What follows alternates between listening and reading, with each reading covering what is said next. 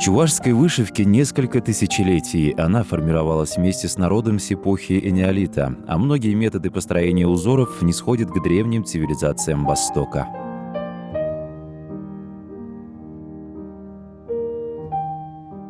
Орнаменты узоров чувашской вышивки возникли в глубокой древности и были связаны с представлениями народа об окружающей действительности. Об этом свидетельствуют обнаруженные учеными знаки рунической письменности, изображение бытия в виде древа жизни и другие первобытные понятия о Земле. Однако в экспозициях музеев самые древние экспонаты датируются лишь началом XVIII века. К сожалению, полотно не выдерживает давления временем. Если домотканные материалы хранятся около 300 лет, то современные не более 100. Чувашская вышивка очень похожа на болгарскую. У этих двух народов на женских рубахах принято изображать узоры в виде парных розеток или ромбов. У чувашей такие узоры называются кеске. Также есть сходство в женских головных уборах. Они похожи формой и обшивкой серебряными монетами. Историки утверждают, что у обоих народов были общие предки, которые до VII века жили в степях между Черным и Каспийскими морями. Здесь существовало государство Великая Болгария. В 20-х годах прошлого века в Поволжье случился голод. Чтобы как-то выжить, люди начали продавать предметы старины иностранцам. За границу увозилось много ценных с исторической точки зрения вещей. Чтобы остановить это, людей нужно было обеспечить работой. Так начинается история фабрики художественных промыслов Пахатеря. И мы считаем днем рождения фабрики 23 декабря 1923 года. После этого был отправлен человек в Москву для того, чтобы на базе артеля, на базе фабрики была создана экспортная артель, чтобы выпускать изделия. И был получен первый заказ из 9 изделий, там скатерти, салфетки были. Мастерицы брали белый холст и на нем сразу вышивали чувашский узор, что можно сказать, что каждое изделие было единственное и неповторимое. Эти изделия широко распространялись по стране, и артель очень быстро стала известна по всей стране. Эти изделия экспортировались в страны Америки, Европы, и очень хорошо продавались, менялись, грубо говоря, на золото, на доллары, и артель начала зарабатывать. Развитие чувашской вышивки на фабрике Пахатеря неотделимо от творческой деятельности Екатерины Ефремовой. Екатерина Иосифовна имела профильное образование. Для внедрения вышивки в массовое производство много ездила по районам, собирала произведения народных мастеров, делала зарисовки узоров, занималась возрождением национальной чувашской вышивки. Благодаря ей вот этот вот переход от народной формы вышивания, народной формы вышивки происходит очень такой удачный, очень правильный, гармоничный переход на профессиональную форму бытования чувашской вышивки. И вот ей удается удержать развитие уже на профессиональной основе чувашской вышивки на очень высоком уровне. С 1966 по 1980 год Екатерина Ефремова работает главным художником на Чебоксарском производственном объединении художественных промыслов Пахатеря. Этот период считается расцветом ее творчества. Произведения, выполненные по эскизам Ефремовой, экспонировались в разных уголках мира. Сейчас эти работы хранятся в музейных фондах Чувашской Республики, Москвы и Санкт-Петербурга.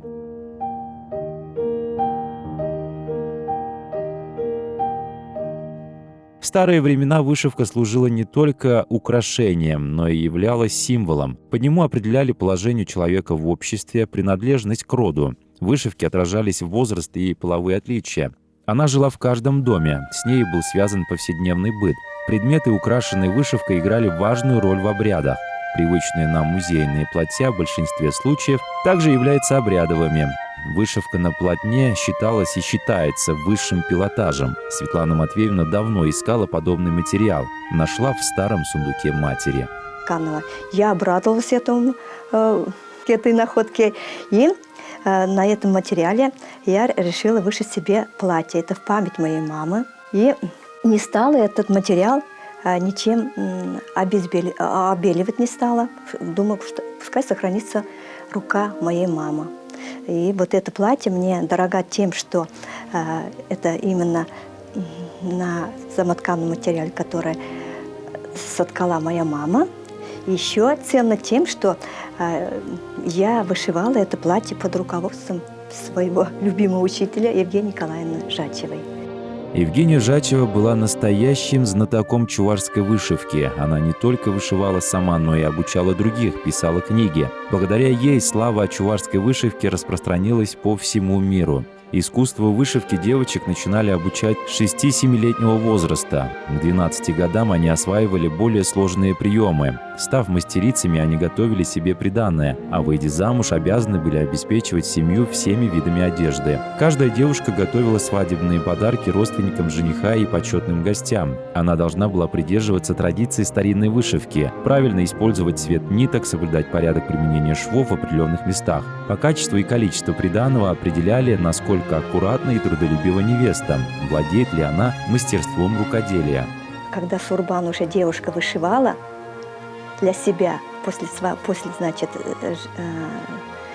свадьбы одевать, она смотрела на сурбан бабушки, она смотрела на сурбан мамы, брала оттуда узоры, которые ей нравятся.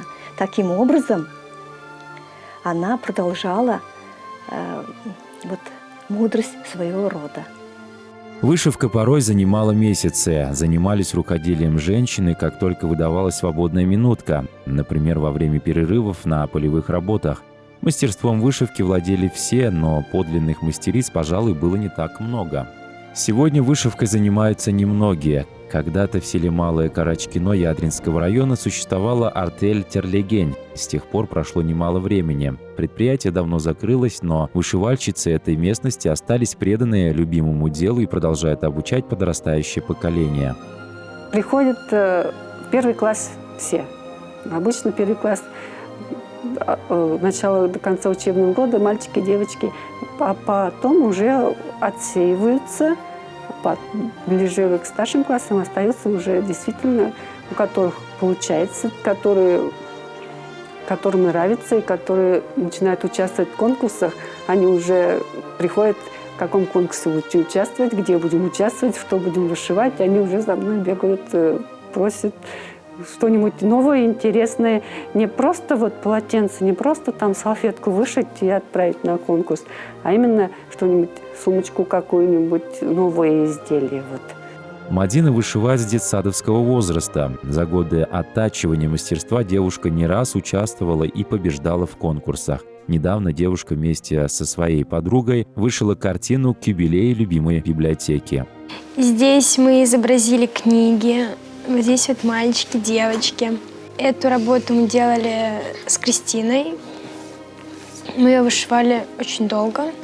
Почти каждый день старались приходить после уроков. На каникулах также приходили к Веронике Михайловне и вышивали ее. Если в прошлом мастерицы вплоть до замужества трудились преимущественно над изготовлением приданого, то современные вышивальщицы основное внимание уделяют украшению интерьера. В современном доме легко представить яркие занавески и салфетки с национальным орнаментом. Ярким примером является дом семьи Мефодьевых из Красноармейского района. Вышивая чувашские узоры, я связываюсь с своими давними предками. Даже сейчас, когда говорю, у меня даже это тепло уже пошло по телу, потому что это очень важно сейчас для нашего времени нам восстановить связь с нашими предками. Мы много забыли, много разорвали связь. Одна мудрая женщина сказала, что нам выпала великая честь и благодать вернуть культуру наших прародителей, связать с ним разорванную нить. Вот это время сейчас мы живем, и для этого, конечно же, в этом большую роль, я для себя считаю, для меня играет роль восстановления старинных узоров. Восстанавливая старинные узоры, я практически ничего не меняю там. Немножко цвета. Те же цвета, моя душа, как мне подсказывает, сейчас это вышивать, да? А ведь если я пробовала, сначала не понимала, хотела свои узоры. Старинный узор беру, там многое что-то изменяю. Этот узор не играет, он к себе не притягивает, потому что там нарушена мысль нарушена. Ведь наши предки, они очень близки были к природе, они чувствовали звезды, они знали природу, они знали землю очень, любили очень землю. Поэтому, когда вышиваешь старинные узоры, надо очень чутко их вышивать. Стараться не нарушать ту гармонию, которая вложена в эти узоры. Сегодня в республике работают разные мастера. Одни сохраняют былые традиции вышивания, а другие идут в ногу со временем и создают новые темы и смыслы в традиционной вышивке. Одним из таких мастеров является Ирина Ефимова, которая развивает чувашскую вышивку, наполняет ее современным содержанием, сохраняя традиционную технику. Из ее рук выходят настоящие шедевры, например, вышитые панно «Буддийский храм», церковь Казанской иконы Божией Матери. Используя и сочетая разные виды швов чувашской вышивки и умело играя цветом, художник мастерски передает все тонкости сложных архитектурных сооружений. Во-первых, она художница.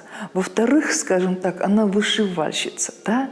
И вот этот вот синтез этих знаний творит на самом деле такое творческое чудо. Ее работы хочется смотреть постоянно.